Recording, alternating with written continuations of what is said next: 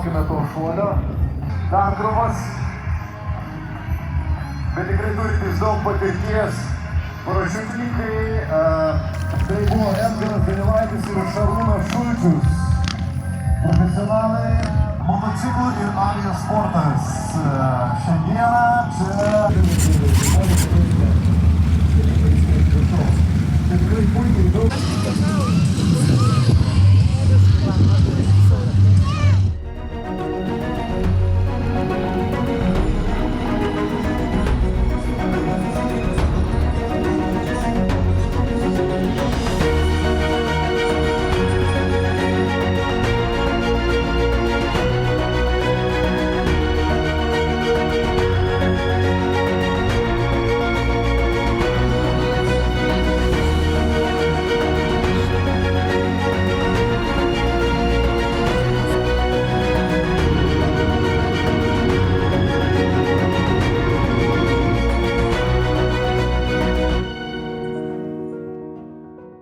Ambo vienintelė Lietuvos akrobatinių skrydžių grupė. Tikri lietuviškų padangių asai, kurios pilotai Rolandas Paksas, Robertas Noreika, Algimantas Žentelis ir Antanas Marčiukaitis. Kartu skraido jau daug metų. Puikiai žino bei jaučia vienas kitą, todėl gali žemame aukštyje įspūdingai ir saugiai demonstruoti grupinės akrobatikos figūras. Trumpąjį grupės pavadinimą Ambo pilotai pasirinko pagerbdami aviacijos konstruktoriaus, Lietuvos karo aviacijos vado, brigados generolo Antano Gustaičio atminimą.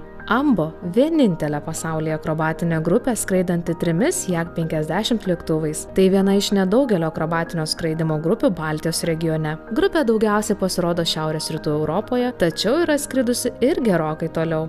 Ne tik į Kinijos bei Korėjos Respublikos. 2017 m. pavasarį grupė sėkmingai pasirodė pirmajame pasaulio akrobatinio skraidimo grupių čempionate Kinijoje. Ambo ypač gerai žinomi dėl itin žemo aukščio skrydžių. Pasirodymai dažnai apima skrydžius po įvairiomis kliūtimis, tokiamis kaip tiltai, kranai ar konstrukcijos, taip pat skrydžius greta nuo žemės leidžiamų pirotechnikos efektų. Ši grupė savo pasirodymams pagyvinti naudoja įvairius specialiuosius efektus. Tai viena iš nedaugelio civilinio akrobatinio skraidimo komandų, naudojančių spalvotus centrinės linijos dūmus, dažniausiai Lietuvos nacionalinių spalvų – geltonos, žalios ir raudonos.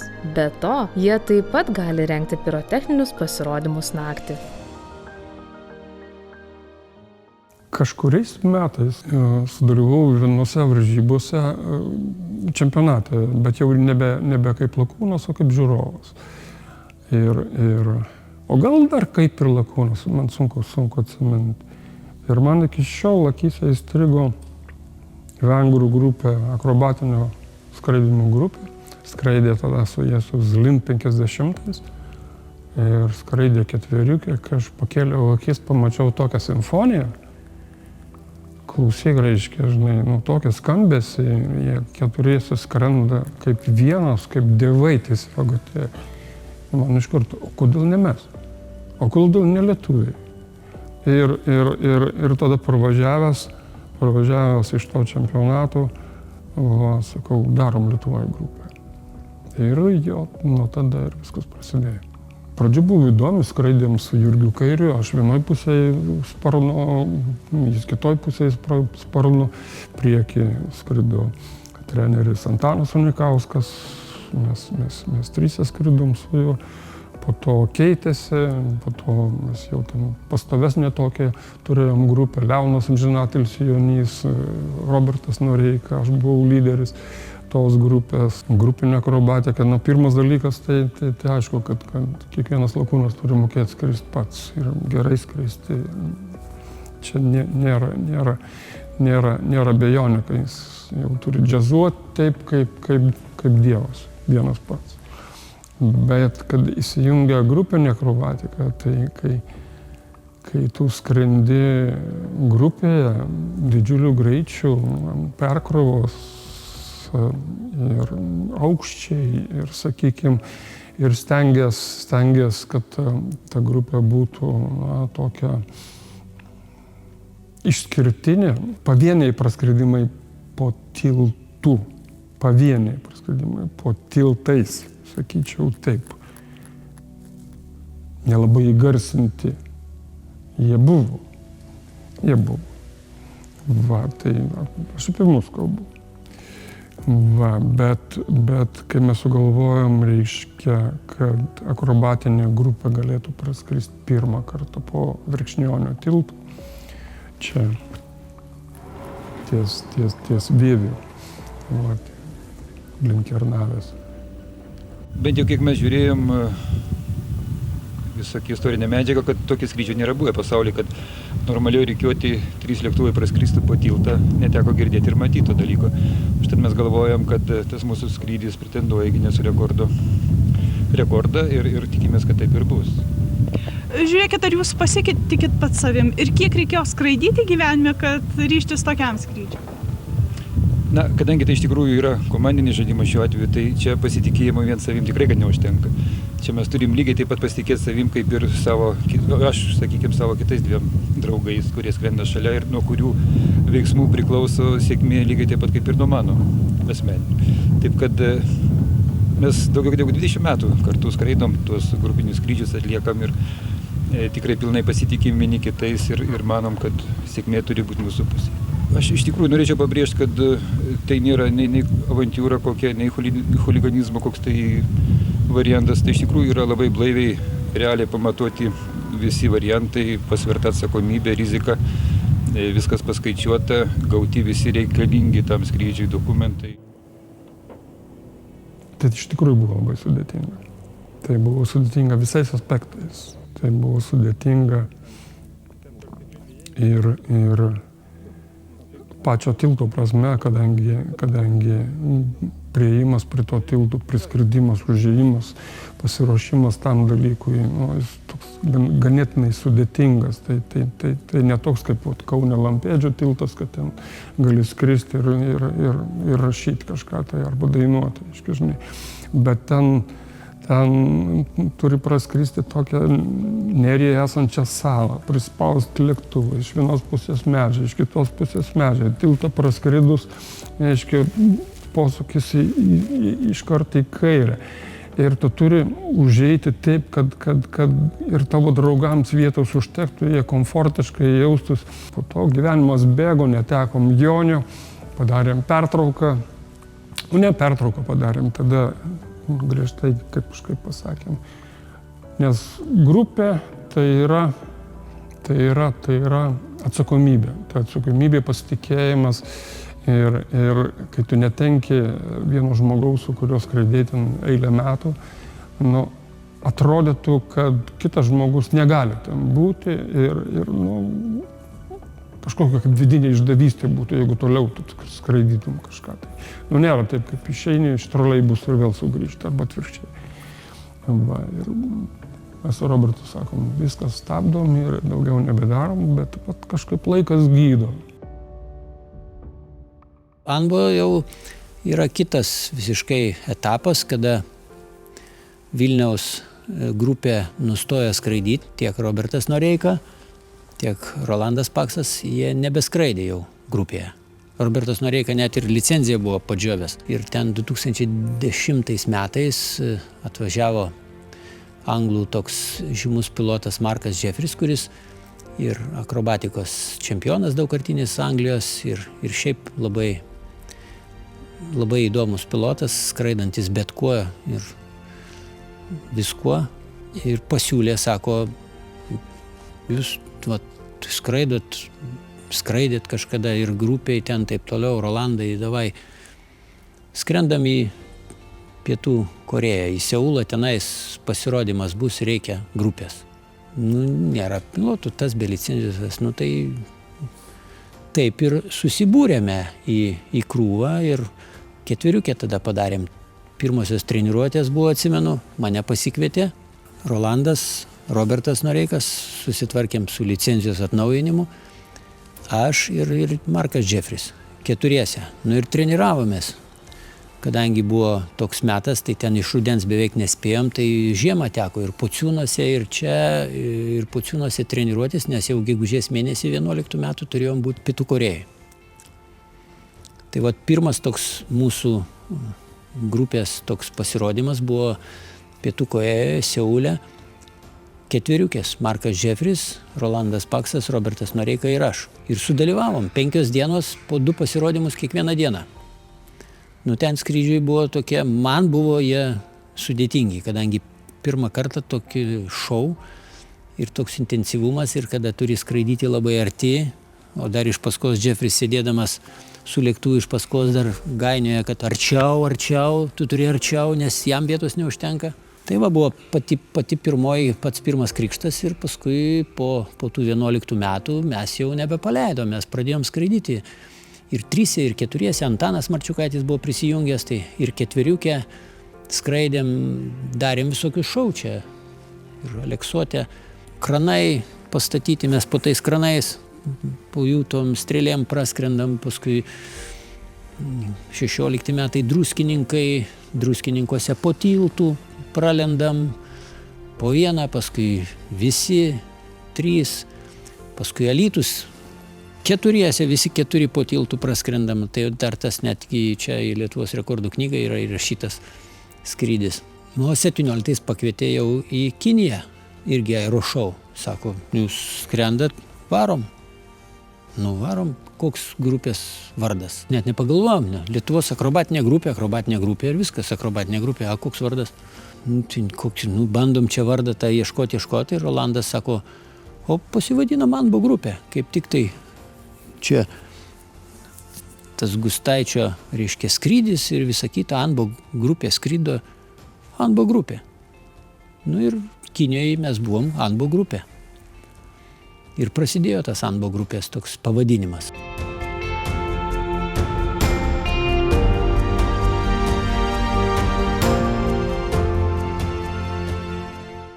Dabar mes kažkaip skrendam ir dieną, ir naktį, ir su dūmais, ir su spalvotais dūmais, ir su pirotechnika lėktuvė, ir su pirotechnika ant žemės palaikančia, ir su muzika, ir be muzikos, ir po tiltų, ir po kranais, ir po visokiom arkom. Ir vis tik tai sakyčiau, kad beribis pasitikėjimas viens kitu.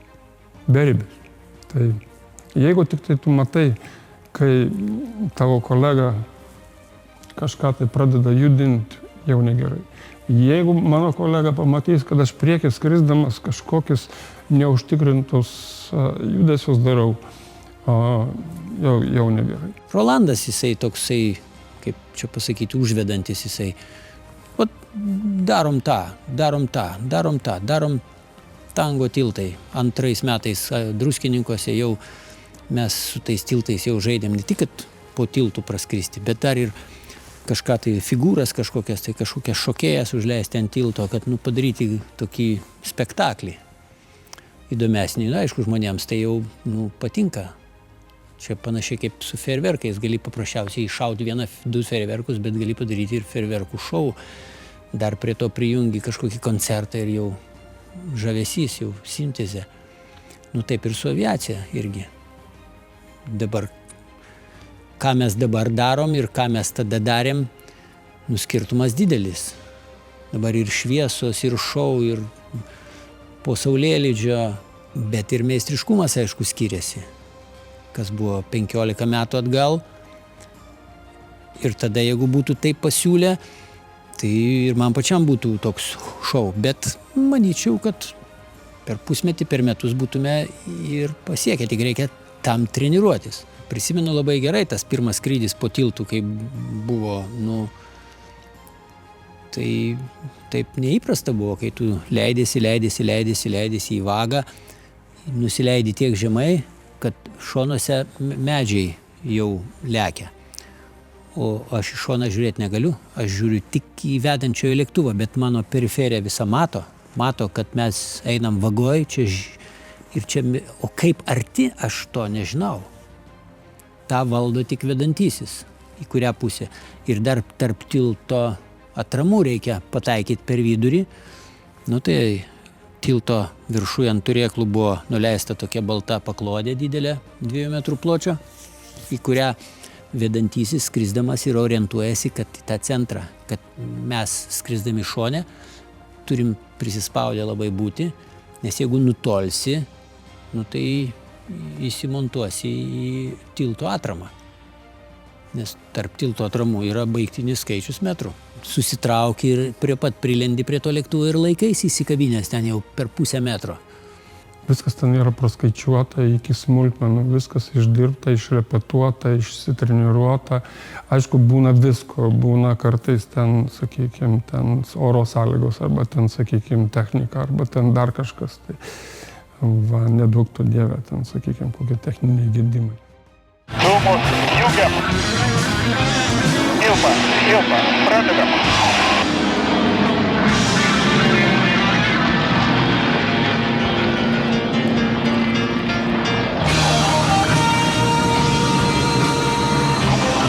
Dūmai stop.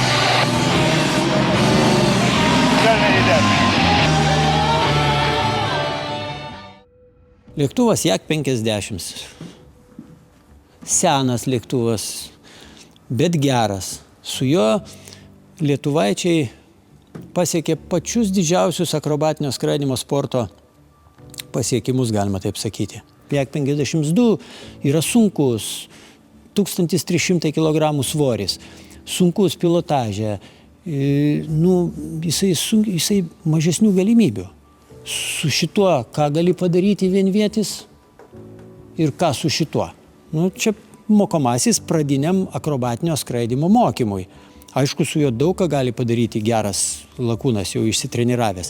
Bet su juo, kaip čia pasakyti, nei Unlimited, nei Advanced, intermedia kategorijoje jau su juo yra sunku, sudėtinga. Nes jisai yra sunkus.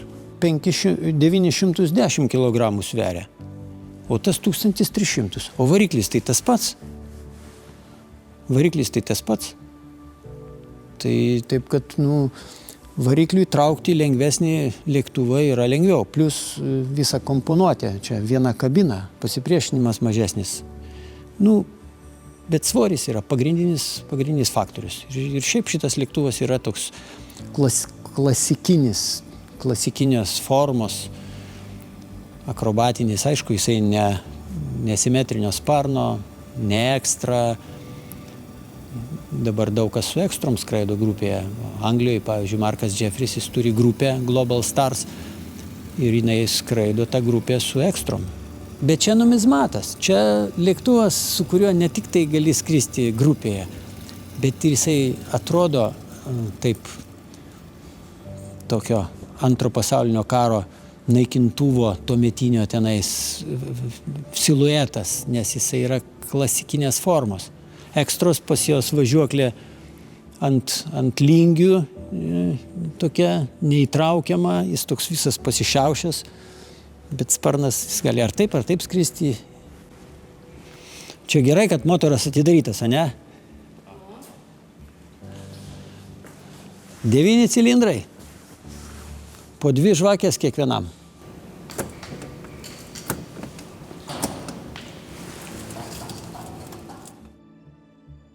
Jeigu apie grupinius kalbėti, grupinę patirtį, jinai yra antrinė patirtis. Pirminė negali būti jinai pirminė.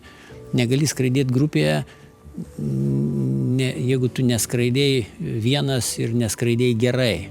Tai grupėje nepaskrisi visai, ten antras kvėpavimas. Tai viskas tas susideda.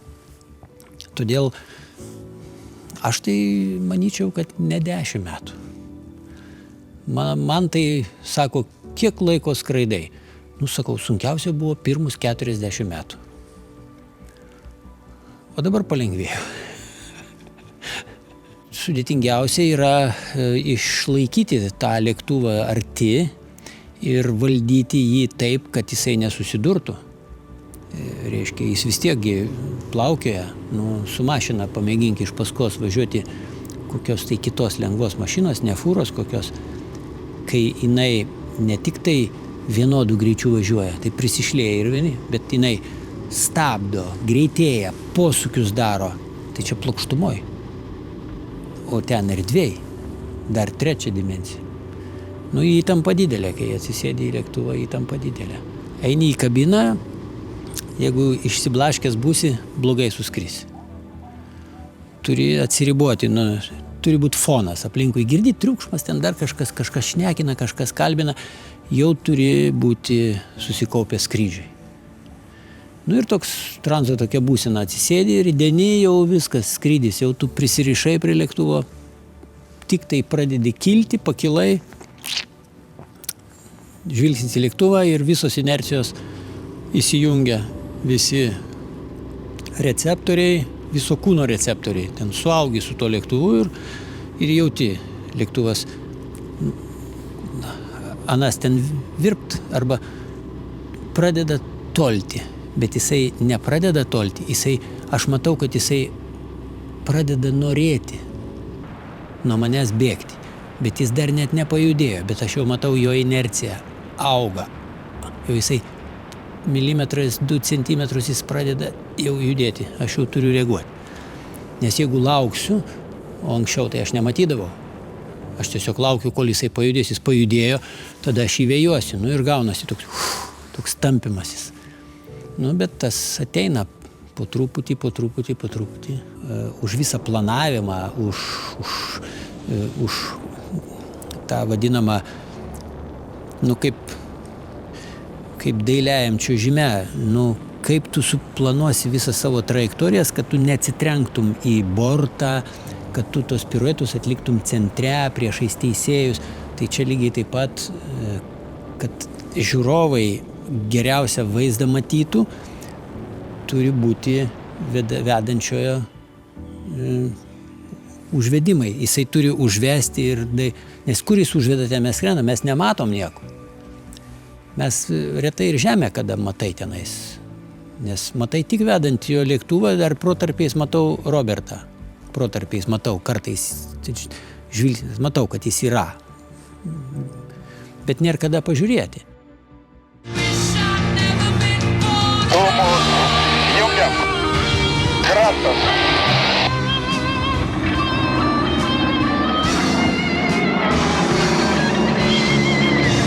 Sukam į kairę. Sukam.